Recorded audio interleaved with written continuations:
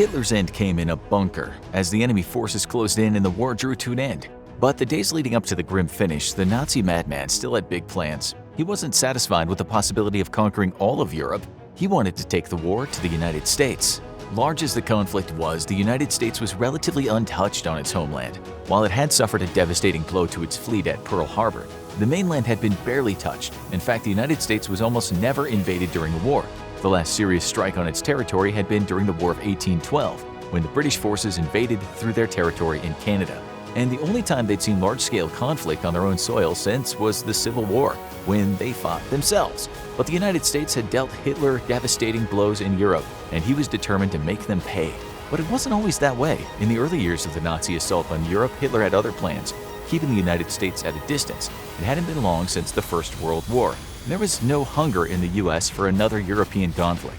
When the Nazis took over, they actually had a significant amount of support in the United States. Groups like Friends of the New Germany and German-American Bund played on a combination of isolationism and anti-Semitism to paint the Nazis as ideal friends of America. And then Hitler invaded Poland, and that largely went out the window. A new group, America First, emerged and portrayed the war in Europe as none of America's business. Of course, that didn't last once Pearl Harbor got bombed. While Hitler did like certain elements of American culture, like Westerns, he viewed the larger society with contempt. He even claimed that the Jewish people and the black people had ruined its culture, which must have been a surprise for anyone from those two groups in the 1940s. And immediately after Germany declared war on the United States, Hitler set out to sabotage their war effort.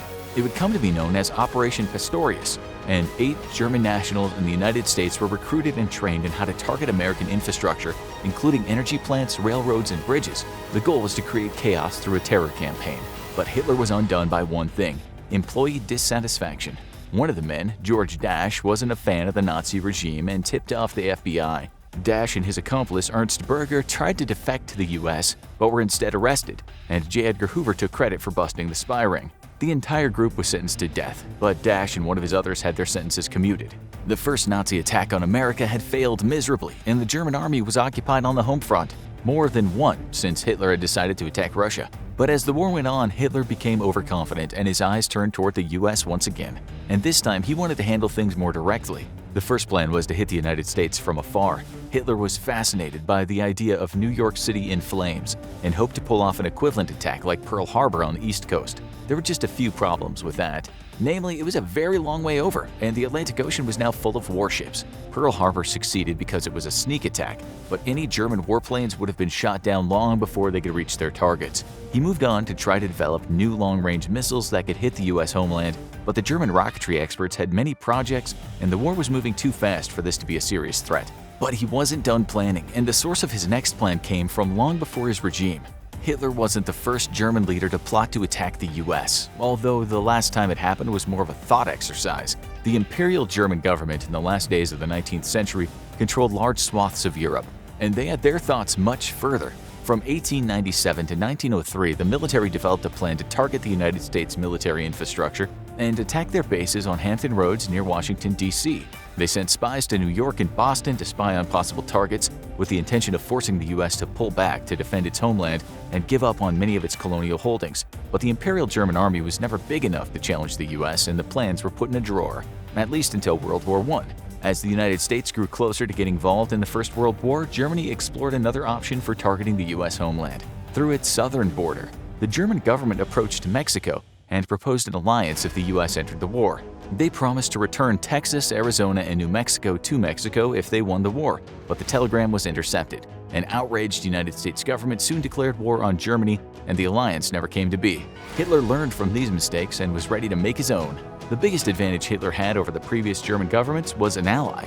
Imperial Japan had a powerful military of its own and was keeping the United States fighting hard on multiple fronts. They had pulled off a sneak attack, and many residents of Hawaii were worried about a full-fledged invasion. But could they reach further to the mainland? Many of Hitler's plans counted on this, hoping for a two-pronged attack on the United States that would force the country to surrender. But at the time, any mad scribblings of invasion plans he had weren't making their way to American eyes. So how did the Americans know about them? Anxiety was high in 1942, with the war having just begun and Americans worried about the draft and future attacks like Pearl Harbor. So naturally, Life magazine decided the best thing they could do was terrify everyone even more. Hey, panic sells. They published an article talking about how the Axis powers could invade the United States, complete with frightening visuals. The images spread like wildfire, with many people wondering if these were actual images of the plans Hitler had for hitting the homeland. The answer was no, probably. But that didn't mean they weren't frighteningly plausible. The first plan was based around a joint German-Japanese sneak attack. First, the Japanese forces would cross the Pacific from the north, coming in through Alaska and stealthily moving down the coast towards major cities in California. At that same time, German submarines and warships would cross the Atlantic and attack major East Coast cities, both population centers like New York and military bases like Norfolk. But the plan had a few major issues. For one thing, it relied heavily on saboteurs. The plan involved a fifth column helping to try to conceal the invaders and sabotaging the infrastructure, and that failed miserably when Hitler tried. Not only were most Japanese and German Americans deeply loyal to the United States, but most of the Japanese Americans had been imprisoned by their own government. It would have been a spectacular attack, but had way too many moving parts to succeed. Another plan focusing on the Germans saw them heading south, using their territory in North Africa to avoid the hazardous Atlantic Ocean. They would travel to Dakar and then bypass the major naval battles to set sail on the eastern tip of South America. Hugging the coast and traveling to the Caribbean, they would then sneak up to the key port of New Orleans and attack, dealing a major blow to the U.S. fleet. More importantly, this would give them access to the Mississippi River, which would give them access to countless key points in the U.S. mainland.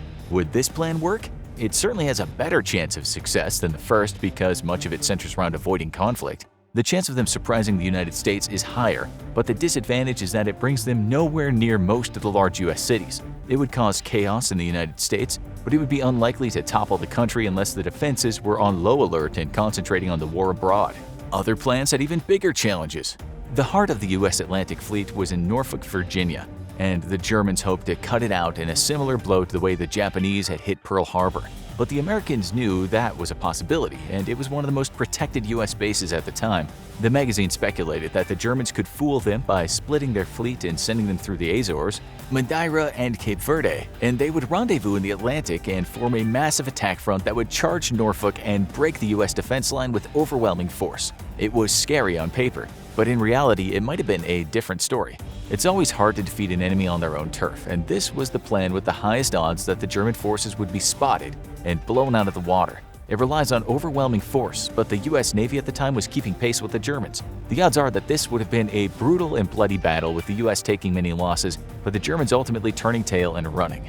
Finally, one more plan called back to the most dangerous invasion of the United States. The United States was expecting an attack, but its northern neighbor might not have been. Canada actually entered the war before the US, but its massive geography and cold northern climate meant it was unlikely to be attacked directly. This plan took advantage of that, starting the attack by taking the small nation island of Iceland and then moving to the massive frozen territory of Greenland. That would give the Nazis the position they needed to infiltrate Canada, moving south and invading the United States through St. Lawrence and Hudson Valleys. The main problem with this plan? Dress warmly. Germany was already learning a very harsh lesson at the time. Don't invade Russia during the winter. This attack plan would have taught it to them again. While they wouldn't have met the same level of opposition, they would have been on unfriendly territory and struggled in the climate. Because they would be traveling through a U.S. ally, there's also a greater chance that Canada would have tipped off the U.S. in advance. But if it succeeded, it would have brought them deep inside enemy territory. So why didn't any of these plans happen? The main reason was Hitler just wasn't very good at war. His early successes came amid an alliance with Russia and years to build up his military. As the war expanded and he found himself on the defensive, he became increasingly paranoid and found himself with fewer allies. Even his generals eventually started plotting against him. To attack the United States would have taken a major effort in a large portion of the German military, something that he didn't have while fighting a war on two fronts. And there was one more major issue. Hitler was notoriously paranoid and obsessive, and he couldn't focus on the United States when another enemy was much closer.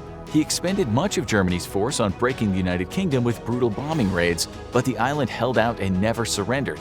If he had won that fight, it might have turned his attention to the United States more aggressively, but the war ended before he had a chance. If Hitler did attack the US, the distance and geography would have made him a heavy underdog, but instead the path he chose only led to one place, a dark, cold bunker. For more on the end of the Nazi era, check out Did Hitler Really Escape to Argentina? Or watch what actually happened to Nazi leaders after World War II for the fate of his inner circle.